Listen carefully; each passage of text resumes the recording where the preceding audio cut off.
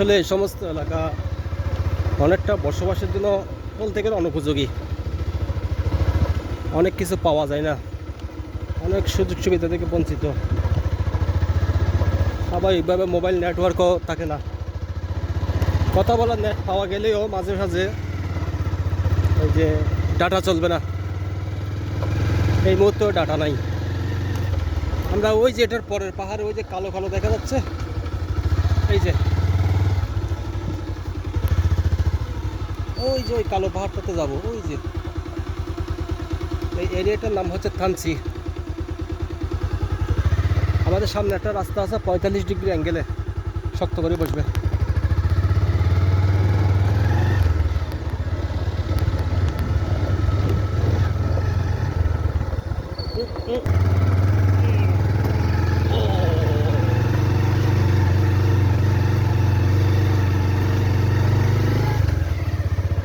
আসলে যদি টাকা খরচ করে যদি এলাকায় আসতে হয়, আমার মনে হয় না কেউ আসবে এই সমস্ত এলাকায় টাকা খরচ করে।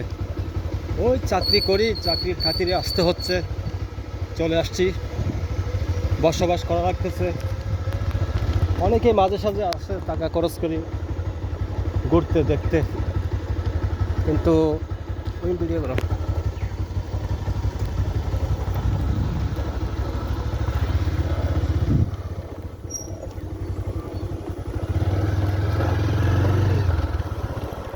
আসলে এই সমস্ত এলাকায় আপনি ঘুরতে আসছেন একদিনের জন্য, দুদিনের জন্য, কয়েকটা ভিডিও বানাই, সেলফি টেলফি তুলে সব ভিডিও তুলে আপনি চলে গেলেন ঘুরে ঘাড়ে। হ্যাঁ, এটা আপনার কিছুই মনে হবে না, আপনি আনন্দ পাবেন। আর আমরা অনেকটা বলতে গেলে পোস্টিং যেহেতু করে দিয়েছি, স্থায়ীভাবে বসবাস করতে হচ্ছে আমাদের এই এলাকায়। আমরা এক প্রকার স্থায়ী বাসিন্দাদের মতো বসবাস করি, তারপরেও কিছু করার নেই। এই যে এটা হচ্ছে সাঙ্গু নদী, বান্দরবানের কাঞ্চি সাঙ্গু নদী। দেখা যাচ্ছে না বাসের জন্য, দেখাবো যদি ক্লিয়ার জায়গা পাই।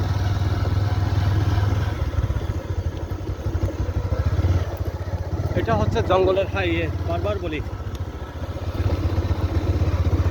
এই হাইওয়েটা কিন্তু যেখান থেকে শুরু করছি সীমান্তবর্তী এলাকা থেকে এই কাঞ্চি এলাকা পর্যন্ত আমরা 120 কিলোমিটার আসছি।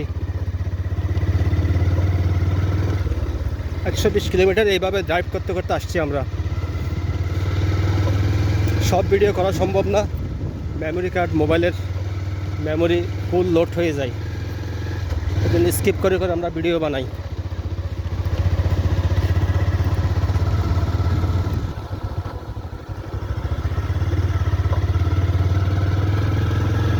প্লিজ দো।